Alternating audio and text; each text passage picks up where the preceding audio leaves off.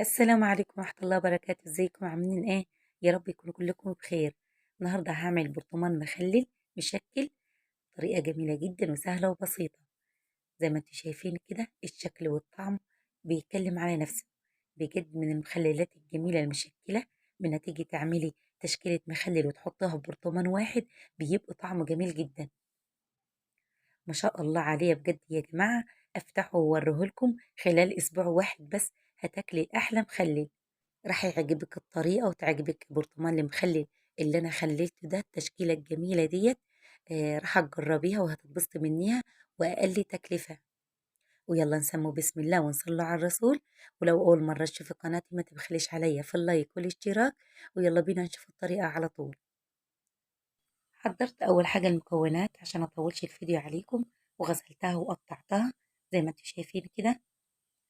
أنا معايا هنا بسم الله الرحمن الرحيم، معايا أول حاجة عرنبيطة مقطعاها حلو وغسلاها زي ما انت شايفين. عايزة تكبري أكتر من كده القطعة بتاعتها، تكبري الصغاري براحتك انت، تفصصيها كده وتقطعيها بالسكينة عشان تبقى سهلة معاكي.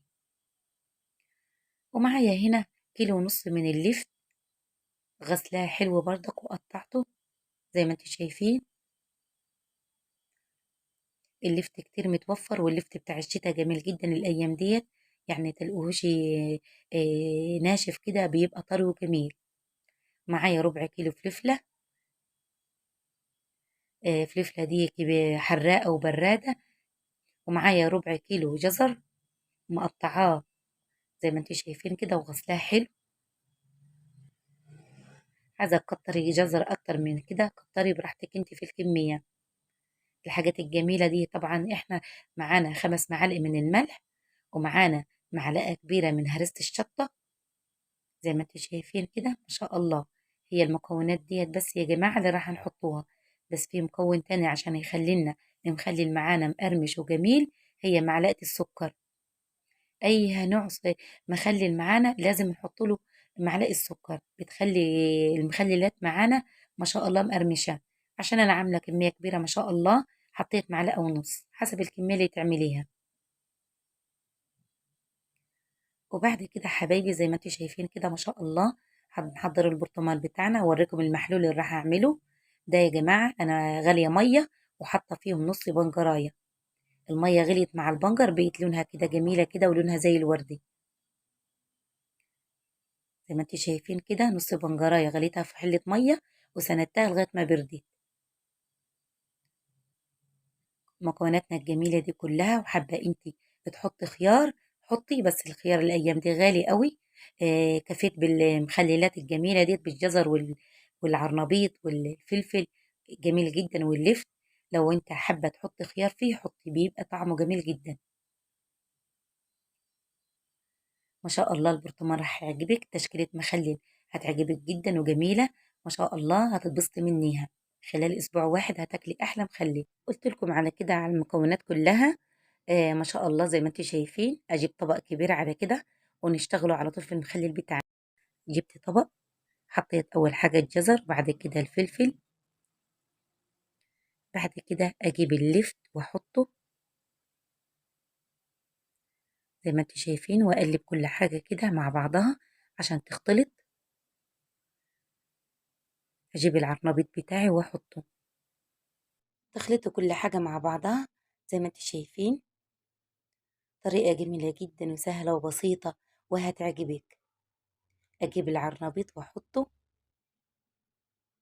الطبق بتاعي صغير خالص، انا ممكن اجيب طبق كبير او منه اخلط الكميه اللي قدامي ديت واروح حاطه باقي العرنبيط. انا طبعا غاسله الرخامه بتاعتي حلو عشان لو وقعت حاجه كده ولا كده ابقى مطمنه واخدها على طول من الرخامه.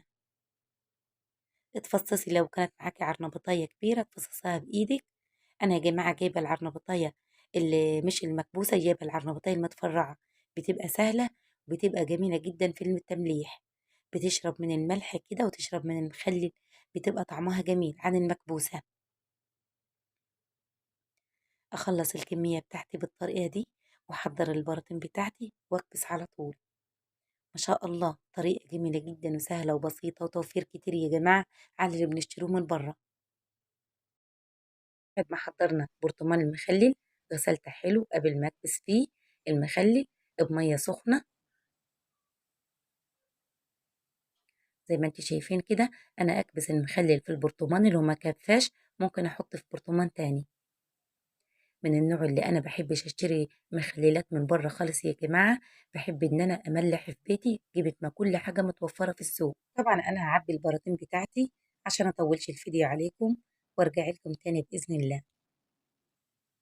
البراطين بتاعتي زي ما انتم شايفين كده ما شاء الله.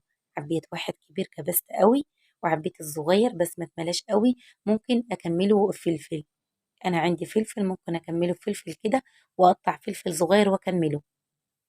ما شاء الله عليه بجد، حاجة جميلة جدا هتتبسطوا منه. طبعا انا على كده هجيب المحلول بتاعي واكب على طول.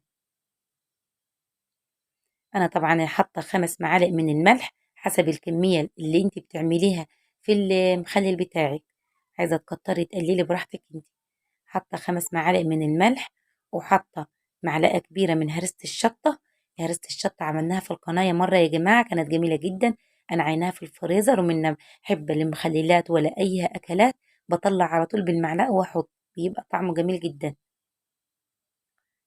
احط المحلول على طول في المخلل بتاعتي واعبي الصغير.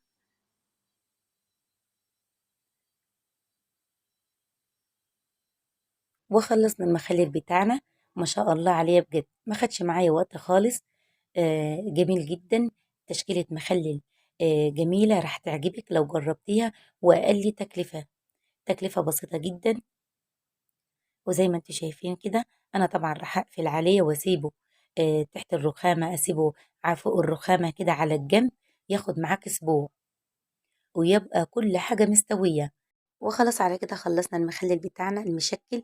جميل جدا، وكل حاجة متوفرة في السوق، وتوفير كتير على اللي بنشتروه من بره يا جماعة. وحاجة جميلة ومضمونة وما شاء الله.